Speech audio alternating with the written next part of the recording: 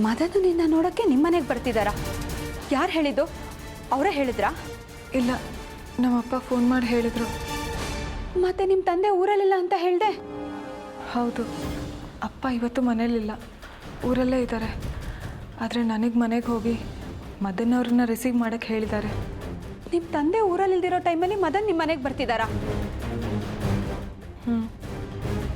ಮತ್ತು ನೀನು ಯಾಕೆ ಹೋಗ್ತಿದ್ಯಾ ಜಾಹ್ನವಿ? ನಮ್ಮ ತಂದೆ ಬಂದ್ಮೇಲೆ ಮೀಟ್ ಮಾಡೋಣ ಅಂತ ಹೇಳಿಬಿಡು.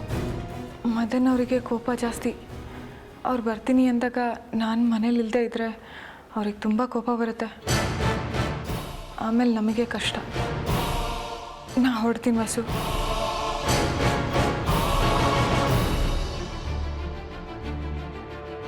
ಮದನ ಜಾಹ್ನವಿ ಮನೆಗೆ ಹೋಗೋಷ್ಟು ಧೈರ್ಯ ಮಾಡಿದ್ನಾ? ಏನು ಮಾಡೋದೀಗ? ಮೊದಲು ಶ್ರೀಗೆ ಫೋನ್ ಮಾಡಿ ಹೇಳಬೇಕು.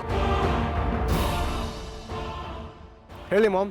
ಶ್ರೀ, ಜಾಹ್ನವಿ ಇವತ್ತು ಅರ್ಧ ದಿನ ರಜೆ ತಗೊಂಡು ಮನೆಗೆ ಹೋಗ್ತಿದ್ದಾಳೆ ಕಣೋ. ಹುಷಾರಾಗಿದ್ದಾಳೆ ತಾನೆ? ಅವಳೇನೋ ಹುಷಾರಾಗಿ ಇದ್ದಾಳೆ ಕಣೋ. ಆದರೆ ಏನಾದ್ರೆ ಹೇಳ್ತೀನಿ. ಆದರೆ ನೀನು ಟೆನ್ಷನ್ ಮಾಡ್ಕೊಳ್ಳೋದು, ಅಪ್ಸೆಟ್ಟಾಗಿ ಕೂರೋದು ಇದೆಲ್ಲ ಮಾಡಬಾರ್ದು. ಮಾಮ್, ನೀವು ಹೇಳೋ ರೀತಿ ಕೇಳಿದ್ರೆ ಟೆನ್ಷನ್ ಆಗ್ತಿದೆ ನನಗಿಲ್ಲಿ.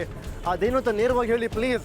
ಮಧ್ಯಾಹ್ನ 3 ಗಂಟೆಗೆ ಜಾಹ್ನವಿ ನೋಡೋದಕ್ಕೆ ಮದನ್ ಅವ್ರ ಮನೆಗೆ ಬರ್ತಿದಾರಂತೆ. ವಾಟ್? ಜಾನು ನೋಡೋದಕ್ಕೆ ಮದನ್ ಮನೆಗೆ ಬರ್ತಿದ್ದಾನಂತ? ಹಾಗಂತ ಜಾನ್ವಿ ನಿಮಗೆ ಹೇಳಿದ್ಲಾ? ಹೌದು ಕಣೋ. ಅಲ್ಲ, ಮದನ್ ಹೇಗೆ ಬರೋದಕ್ಕೆ ಸಾಧ್ಯ? ಅದು ಮಾವ ಇಲ್ದಿರೋ ಟೈಮಲ್ಲಿ. ಮದನ್ ಏನೋ ಪ್ಲ್ಯಾನ್ ಮಾಡಿ ಜಾಹ್ನವಿ ತಂದೆ ಕೈಲಿ ಫೋನ್ ಮಾಡಿಸಿದಾನನ್ಸತ್ತೆ. ನಮ್ಮ ತಂದೆನೇ ಫೋನ್ ಮಾಡಿ ಹೇಳಿದ್ರು ಅಂತ ಜಾಹ್ನವಿ ನನ್ನ ಹತ್ರ ಹೇಳಿದ್ಲು. ಹಲೋ ಹಲೋ ಶ್ರೀ, ಹೀಗೇನು ಮಾಡೋದು? ನನಗೆ ತಕ್ಷಣಕ್ಕೆ ಏನು ಹೊಳಿತಿಲ್ಲ ಮಾಮ್. ನಾನು ರವಿ ಯಾವುದೋ ಮೀಟಿಂಗ್ ಮೇಲೆ ಸಿಟಿಯಿಂದ ತುಂಬ ದೂರ ಬಂದುಬಿಟ್ಟಿದ್ದೀವಿ. ನಾವು ಇವಾಗಲೇ ಹೊರಟರು ಬರೋದಕ್ಕೆ ಒಂದು 3-4 ಅವರ್ ಆಗುತ್ತೆ.